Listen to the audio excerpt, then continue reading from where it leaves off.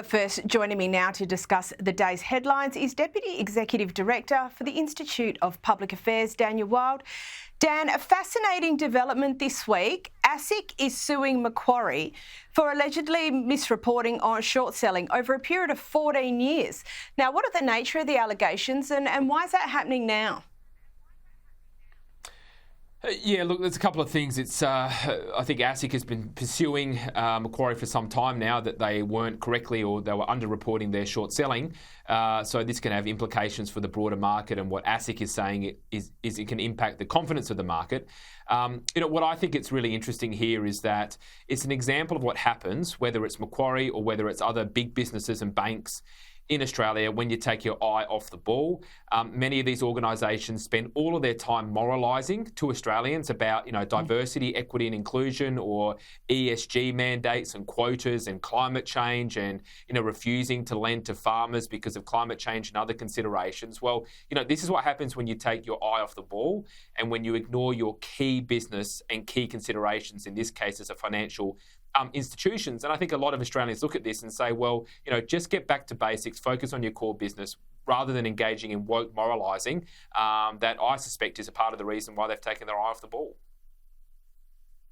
Yeah, it does appear to be that. And look, that'll be very, very interesting once those proceedings progress and we start to see a bit more meat on those bones. Now, Tim Gurner, he's not backwards in saying his piece. He has been very controversial before, but this week he said that he foresees a 15-year rental crisis ahead.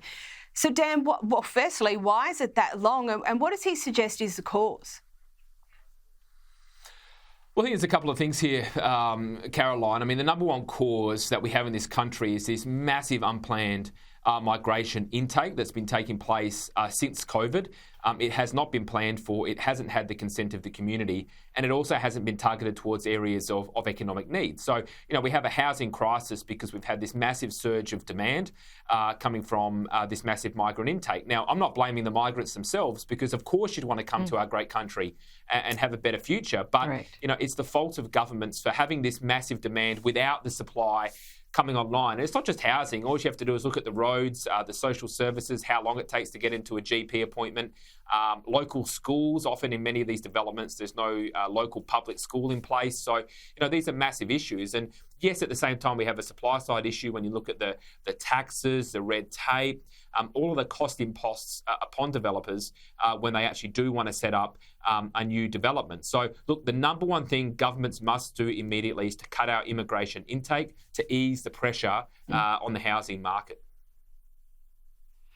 Absolutely. And if you are going to bring people in, please bring in tradies, because we definitely need a few more of those. And it'd also be helpful, I suppose, if a few less building companies went under. But, another one of those woes, I suppose, for business, but also for the household, is the cost of energy. And probably the least surprising piece of news this week is that New South Wales is the second most expensive state to run household appliances. And guess what, Dan? The cost is going to continue to go up. So this is obviously going to be unsurprising to anyone with half a clue. But how can these governments continue to fail on energy policy when the reality is clear for all of us to see? Well, exactly. This has been a long time coming. We've been warning about the consequences of net zero for a very long time. And this is net zero in action. It's how it impacts the day-to-day lives of Australians, not just through energy bills, not just through the increased risk of blackouts, but through the things that we do every single day.